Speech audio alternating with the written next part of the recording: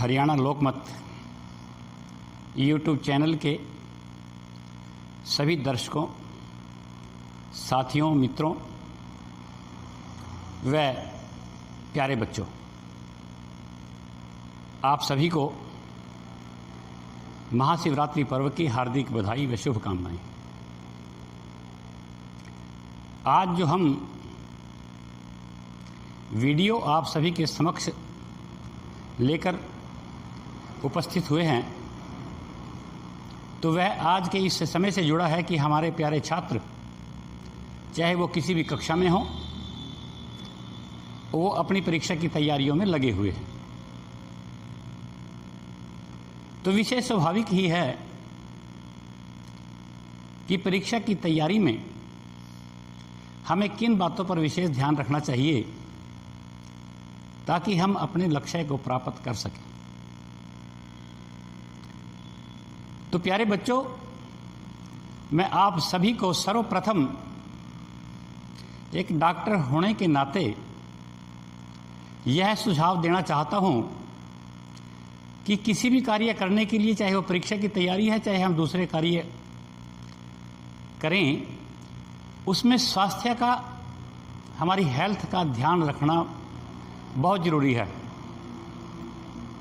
क्योंकि कहा है कि हेल्थ इज़ वेल्थ। अगर आपका स्वास्थ्य अच्छा रहेगा तो आप अच्छे नंबर प्राप्त कर सकेंगे, अपनी पढ़ाई में समय ज़्यादा दे पाएंगे, कंटिन्यूटी बनाकर रख सकेंगे, एकाग्रता रहेगी। तो हम पहले इसी बात पर ही चर्चा करेंगे। तो हम देखें कि हेल्थ के अंदर हमारे शारीरिक, मानसिक, यानी हमारा मेंटल एंड फिजिकल दोनों ही आते हैं। सर्वप्रथम हमें अपने मानसिक एकाग्रता को बना करके रखने के लिए योग प्राणायाम का कम से कम नियमित आधा घंटा अभ्यास करना चाहिए। इसी के साथ ही अगर हम आसन करेंगे तो उससे हमारी शारीरिक क्षमता, हमारे, चाहे हमारे सीटिंग के अंदर आने वाली पोस्चर की बात हो, तो वो बिल्कुल मेंटेन रहता है। हमारा जब दिमाग ठीक होगा, हमारा जब शरीर स्वस्थ होगा, तो हमारी पढ़ाई निर्बाध चलती रहेगी। तो एक ही आप योग प्राणायाम का नियमित अभ्यास करें। यदि आप पहले कोई जिम या आप कोई नियमित एक्सरसाइज करते हैं, आप उसको कंटिन्यू रख सकते हैं। परंतु योगा बताने से अभिप्राय मेरा इस बात से है कि आप दूसरी एक्सरसाइज से शारीरिक क्षमता तो प्राप्त कर सकते हैं, परंतु मन की एकाग्रता के लिए जो यौगिक हमारे ऋषियों ने जो हमें एक आदेश दिए हैं, निर्देश दिए हैं, जो बताई हैं बातें, वो हमारी मन की एकाग्रता को और मन को विकारों से बचाने में ज़्यादा कारगर सिद्ध होती हैं। तो एक तो ये अभ्यास कीजिए, दूसरा आसनों का अभ्यास कीजिए। आसन विभिन्न प्रकार के हैं, जो आप कर सकते हैं, संभव हैं वो करें। यह नहीं संभव है तो आप नियमित सुबह की सैर करें। यानी कहने का अभिप्राय इस बात की है कि पढ़ाई की तैयारी में सर्वप्रथम आपका हेल्थ इज़ मोर इम्पोर्टेंट। दूसरा, हमें अपनी डाइट का ध्यान रखना पड़ेगा। एक तो जितने भी फ्रूट, मौसमी जो भी फल हो वो लीजिए, ड्राई फ्रूट्स लीजिए। तीसरा, एक पानी बहुत ज़्यादा, 3-4 लीटर पानी कम से कम हमें डेली लेना चाहिए, ताकि किसी भी प्रकार की डिहाइड्रेशन ना हो। और जब डिहाइड्रेशन नहीं होगी तो आपकी क्षमता ज़्यादा बरकरार रहेगी। तो हम कई बार क्या है कि पानी पीने में संकोच करते हैं, और उससे क्या है कि शरीर पर कोई अच्छा प्रभाव नहीं पड़ता, उससे हमारे अंदर पानी की कमी होने का अंदेशा बढ़ जाता है। क्योंकि जब आप पढ़ाई ज़्यादा करेंगे, जब आप कंटिन्यू सीटिंग देंगे, तो उसको रिक्वायरमेंट भी बॉडी को ज़्यादा होती है।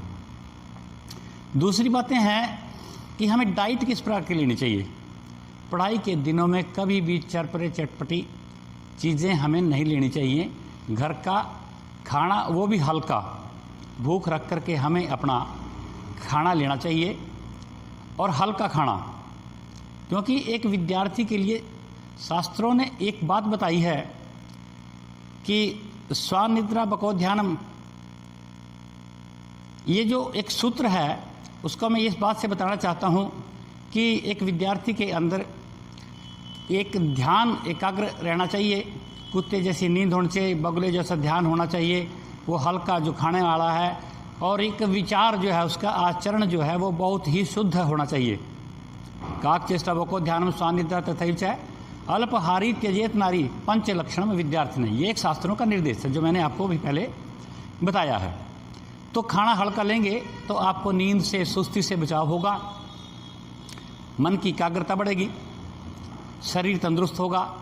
और इसमें जो मोर इम्पोर्टेंट जो चीज़ है बच्चों की, आप पढ़ाई करते हैं परंतु कई बार आपका जो पोस्चर है, जो सीटिंग पोस्चर है वो आपका सही नहीं रहता, जिससे आपके अंदर कमर का दर्द, और नज़दीक से जब आप कोई पढ़ाई करते हैं आँखों का जब ज़्यादा इस्तेमाल होगा तो आपके सिर में दर्द, ये लक्षण पैदा हो जाते हैं। तो इसलिए करना क्या है कि या तो ज़मीन पर बैठें, ज़मीन पर प्रोथी मार करके जो आप बैठें, आपकी कमर सीधी रहनी चाहिए, आपका ध्यान एकाग्रित रहना चाहिए। और यदि आप कुर्सी पर बैठ करके पढ़ाई करते हैं वो सबसे बेहतर है, परंतु आपकी कमर ऐसी कुर्सी हो हार्ड जो जिसमें आपकी कमर सीधी रहे, और आप जो हल्का सा झुक करके ही टेबल पर अपनी पढ़ाई को, अपने विषय का ध्यान कर सकते हैं। तो ये जो सबसे बड़ी बात है कि अगर आप पोस्चर आप सही रखेंगे तो आपको कमर का दर्द या सिर दर्द इनसे आप बचेंगे। तो हमने 3 बातों में ध्यान दिया कि हम पहले अपनी डाइट को तंदुरुस्त रखेंगे, योगिक एक्सरसाइज करेंगे, और साथ में खाना हल्का लेंगे, चटपटी चीज़ों से बचेंगे। तो इनमें जो सबसे बाद में जिस विषय पे हम बात कर रहे हैं कि आज पढ़ाई की तैयारी हम कैसे करें, तो सबसे प्रथम तो मैं बात आपको बताऊं कि कॉन्फिडेंस, आपका जो पॉजिटिव एटीट्यूड, आपका विश्वास, वो सबसे पहली सीढ़ी है जिसके रास्ते आप अपने लक्ष्य को प्राप्त करते हैं। हमेशा ही लक्ष्य साधक बनें, संकल्प करें और उसमें विश्वास बना के रखें कि जो मैं तैयारी कर रहा हूँ कि इस बार मैं बहुत अच्छे नंबर लेकर के आऊँगा। परंतु कभी भी नकारात्मक विचारों का अपने सामने इस दौरान न आने दें। और इसीलिए ये ज़रूरी है कि आप सोशल मीडिया से, अपने मोबाइल का इस्तेमाल करने से हमेशा बचें, क्योंकि उसमें आपको जो एक आपका जो मन भटकने की अंदेशा बन सकता है जो आपकी पढ़ाई को विचलित कर सकता है सर।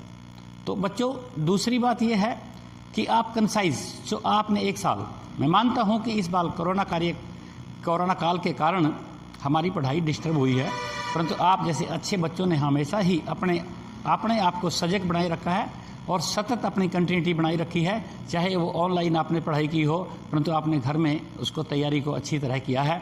और जो आपने अब तैयारी कर लिए थे, जो आपने नोट्स तैयारी कर लिए थे, तो उसको अब आपने जो कंसाइज रूप में मेन जो आपने हाईलाइट्स बिंदु किए थे, जो इम्पोर्टेंट चीज़ें हैं, जो भी डाटा होता है किसी भी विषय से संबंधित हो, जो भी सूत्र होते हैं, जो फार्मूले हैं, आप उनको हमेशा ध्यान दें, ताकि आप उन बातों को जब करोगे और आप फिर जब उस पर चिंतन करोगे तो आप एक टॉपिक पर एक अच्छा आप अपना लिख सकते हैं। तो इसलिए सबसे पहले कॉन्फिडेंस, दूसरा है कंसाइज द सब्जेक्ट और जो भी आपका टॉपिक, और तीसरी बात होती है कि कंटिन्यूटी, सिटिंग पोस्चर। आपको 30 में बता देता हूँ, कंटिन्यूटी का अभिप्राय यह नहीं है कि आप लगातार कई घंटे बैठे रहें। एक व्यक्ति जब पढ़ता है या कंटिन्यू जिस कार्य में करता है, ज़्यादा से ज़्यादा वो 45 या 1 घंटे के बीच में, 45 या 60 मिनट के बीच में उसकी एकाग्रता बनी रहती है।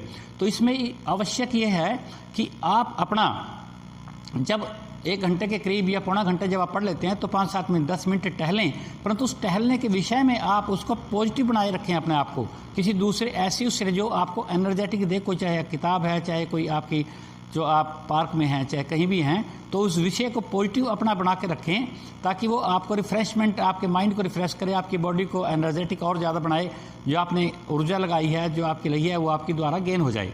तो ये तीसरी इम्पोर्टेंट ये बड़ी बात है। तो साथियों, आगे जो है तो होता है कि इसमें आप 3 जब बातों का कंटिन्यूटी करेंगे, कॉन्फिडेंस बना कर रखेंगे, अपने सब्जेक्ट का चिंतन, पाठन और मनन जब करते हैं, जब आप पढ़ाई करते हैं तो उसमें कुछ क्षण ऐसे रहना चाहिए कि आपने जो पढ़ा है उसको आप एकांत शांत होकर के उसको अपने मन में मनन करें, ताकि उसको सोचें कि मैंने क्या पढ़ा और इसको मैं कैसे पॉइंट लिख सकता हूँ। उसमें पॉइंट्स जो आपने सोचे उस पॉइंट्स को एकांत में ही आप बैठ करके देखें कि अगर ये टॉपिक मेरे सामने आता है तो मेरा ये पॉइंट होगा और इस पॉइंट को मैं कैसे एक्सप्लेन करूँगा। तो ये बड़ी इंपॉर्टेंट चीज़ है। तो प्यारे बच्चों, जब आप इस प्रकार से अपने आप को संतुलित, अपने आचरण को, व्यवहार को और अपनी एकाग्रता को और अपने परिश्रम को दिशा देंगे, तो आपका जो लक्ष्य साधक बनने से आपको कोई नहीं रोक सकता, क्योंकि आप भारत का उज्जवल भविष्य हैं और आपके अंदर वो क्षमता है कि आप इस देश की तरक्की में 4 चांद लगा सकते हैं।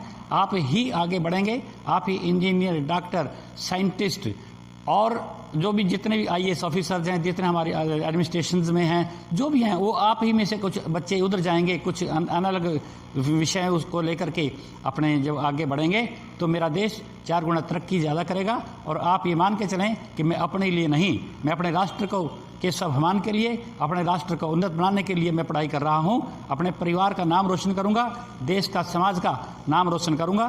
तो मेरी आपको बहुत बहुत बधाई व शुभकामनाएं। आप अपने लक्ष्य साधक बने, भगवान आपको तरक्की दे। आज भोलेनाथ का दिन है, यह भी आप पर कृपा करेंगे।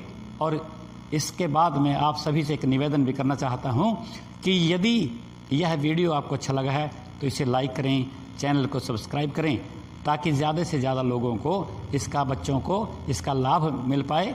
आप सभी का बहुत बहुत धन्यवाद, आभार। जय भारत।